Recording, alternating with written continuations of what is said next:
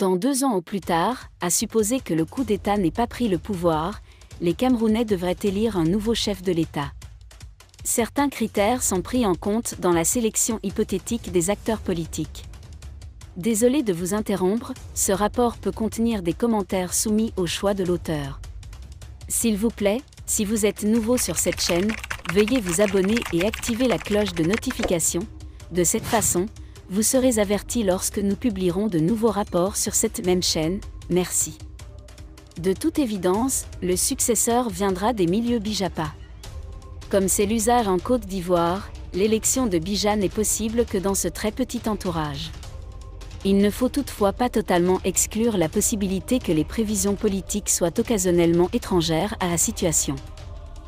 Les descendants de Paul Bija n'appartiennent pas nécessairement à l'élite ministérielle et politique de longue date, car ils sont considérés comme faisant partie de la génération de Bija, c'est-à-dire ceux qui n'ont pas occupé de hautes fonctions sous Ahidjo et qui doivent tout au peuple de Bija.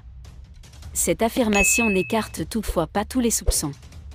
Biya comprend l'expérience des dirigeants d'autres pays et ne fait même pas confiance à ses produits locaux. Alors qui succédera à Ahidjo ? Des noms sont souvent cités. Parmi eux figure le fils de Paul Bija, Frank Bija, le SGRP Ferdinand Ngo, le ministre des Finances Louis-Paul Motaz, le ministre de la Justice Laurent Esso. Jeune Afrique apporte de nouvelles révélations sur l'ENAM. Jeune Afrique a récemment publié un article sur l'École nationale d'administration et de sécurité, ENAM, du Cameroun, qui joue un rôle crucial dans le développement de l'élite administrative du pays. L'article révèle comment l'institution est devenue un symbole de privilège de classe et met en lumière les défis auxquels elle est confrontée.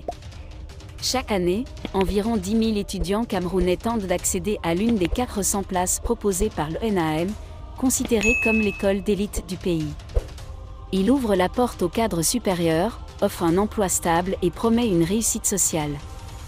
L'ENAM a été fondée en 1959 pour préparer l'élite administrative à diriger le pays après l'indépendance du Cameroun.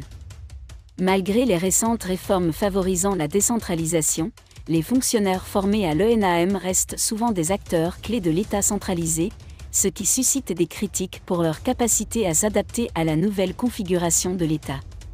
L'histoire récente de l'ENAM a été marquée par plusieurs scandales liés à la sélection des étudiants et à la qualité du personnel. Merci d'être resté avec nous jusqu'à ce point, comme toujours pour promouvoir la liberté d'expression. Laissez vos opinions à ce reportage dans la section commentaires ci-dessous. Si vous avez aimé cette vidéo, merci de liker, partager, commenter et surtout vous abonner à la chaîne. Et on se retrouve très vite pour une prochaine.